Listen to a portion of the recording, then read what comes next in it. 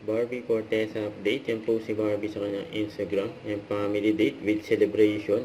Birthday ni Barbie. Happy birthday kay Barbie. With Daddy Tony at Mami Amy, sabi ni Barbie. Uy, may nakapag-celebrate.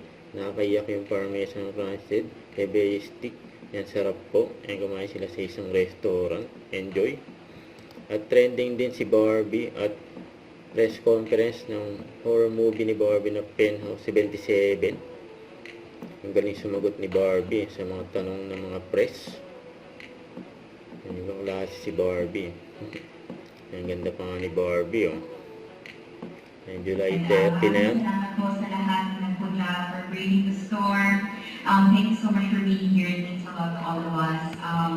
We all know how challenging the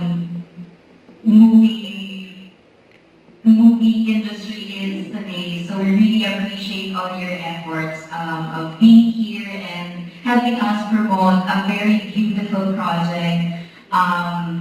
Actually, it is an alternative narrative horror film. Ibig sabihin ay siya, kumbaga parang maraming mga layers yung story namin. Hindi siya yung straightforward na pelikula. Pero para sa akin, it's a very heartwarming film about family, panganay, na nagmamahal sa punsong kapatid, lahat may gagawin. So, kahit horror siya, it's very relatable.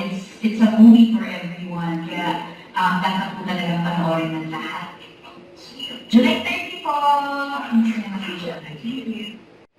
Don't forget to subscribe, click the notification bell for more update. This is Richard Reaction Live. Stay tuned for more videos.